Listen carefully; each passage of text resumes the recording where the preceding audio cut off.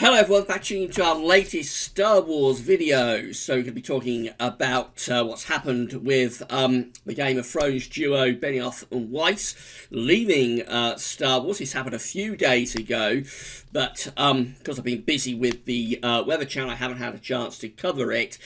But we're going to talk about that in today's video and see what's going on at Lucasfilm. It looks like it's a complete mess, I have to say, and it's just another in a long litany of disasters under the presidency of Kathleen Kennedy. So here we go again, and I'll go through that in a moment. But just to say that if you're enjoying the Star Wars content on the channel, you don't get the chance to upload as much as I would like, but if you are enjoying it, then please like, share and subscribe, and let us know in the comments what you think. So we're at the BBC News, and this is the 29th of October, so it's been around a couple of days. As I say, I've been so busy with the day job doing weather videos that I just haven't had the chance to cover this. But there's the sorry headline: Game of Thrones writers Benioff and Weiss leave Star Wars trilogy. So what they say is Game of Thrones writers David Benioff and D.B. Weiss have left the next Star Wars trilogy, which is due to launch in 2022. The news comes after the pair signed an exclusive deal with Netflix.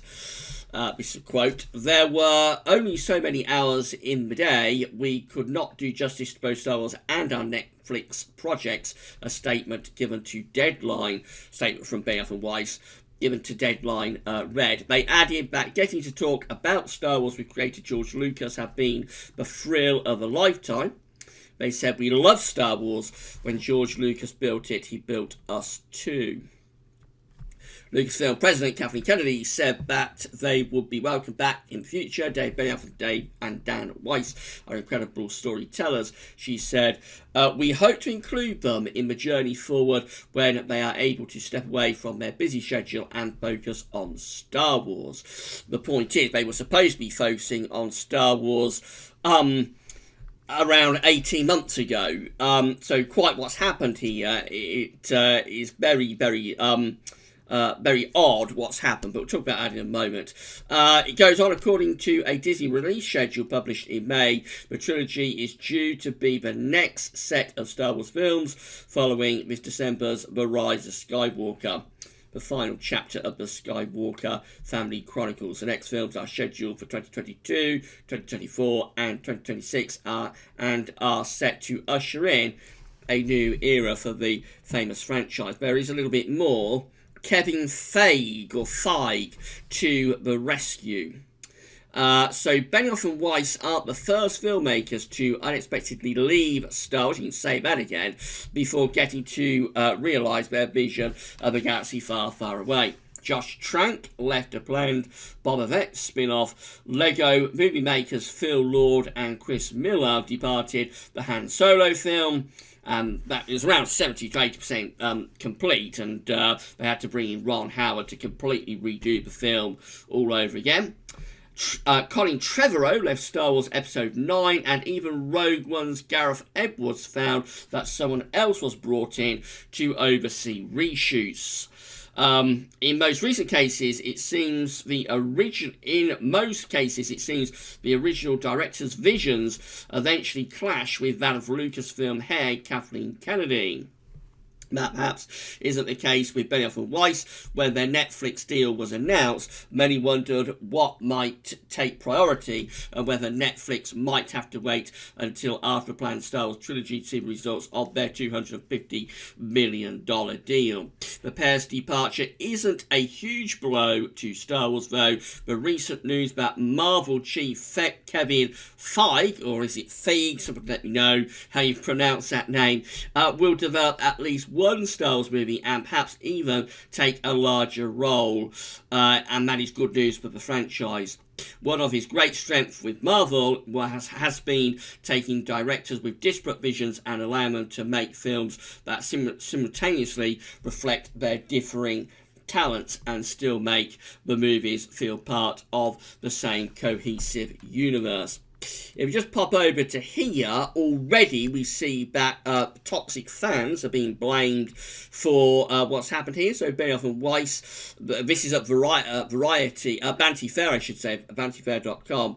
The headline is Benioff and Weiss reportedly left Star Wars, at least in part due to toxic fandom. So the fans are being blamed for this fiasco. It seems I won't go through the full piece.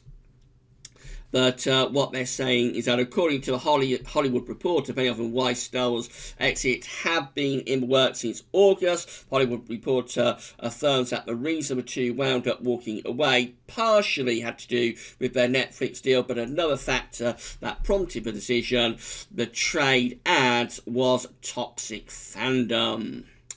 And so it goes on and blames the fans. So we won't go over that. We'll go back to BBC and... well, what's going on with Lucasfilm? What on earth is taking place? You remember the Game of Thrones duo, Benioff and Weiss, were announced to be doing a Star Wars trilogy with great fanfare around February 2018. So we're talking over 18 months ago.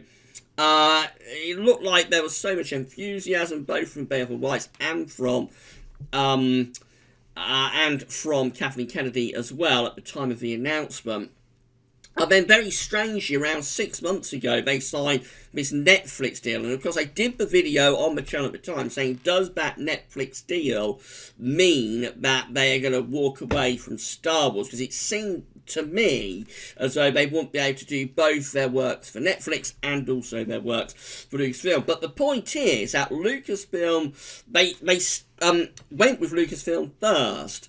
So I assume the reason they went to Netflix is that things were not going right with Lucasfilm to be able to proceed with the trilogy. Now, this all seemed to start going wrong to me around the time of Star Wars Celebration, when Kathleen Kennedy said she was going to bring together Benioff and Weiss and Rian Johnson to thrash out their supposedly separate trilogies. They were supposed to be doing separate trilogies, the Rian Johnson trilogy and the Benioff and Weiss trilogy.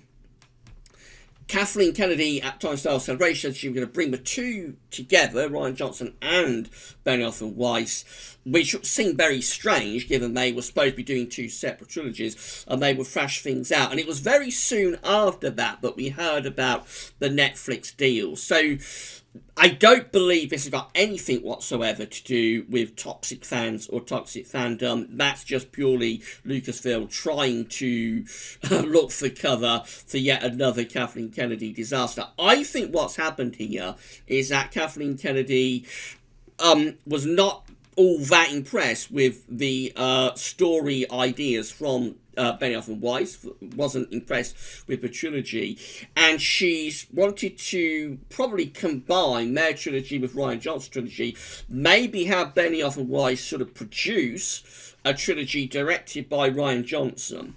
And I think within that process, the whole relationship just sort of broke down. I'm pretty sure that's what's gone on here.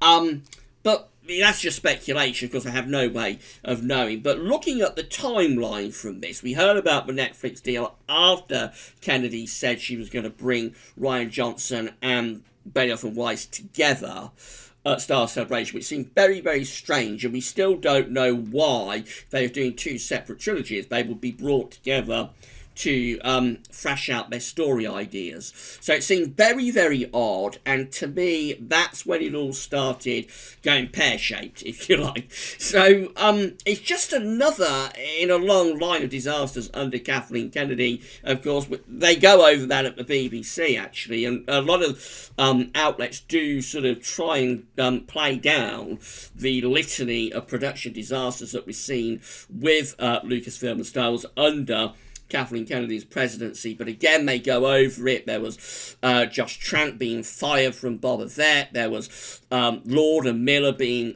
fired after around 80% of Han Solo, a Star Wars story, was completed, and they brought in Rian Johnson to Ron Howard to completely overdo that film, completely take it apart and remake it.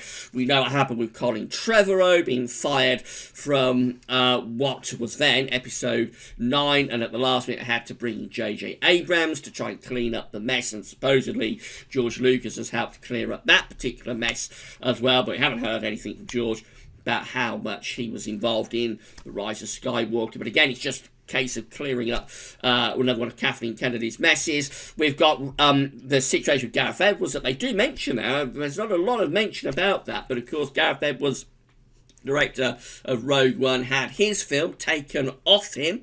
They took it away from him, and they got another director to shoot not a different version of it. It's very similar to what Gareth Edwards did, but there's quite a bit added, especially towards the end of the film. So I mean, it's just a long continuation of a long line of various production disasters and problems and issues. And I mean, these two were they were announced with such fanfare in February 2018, but see the whole thing just collapse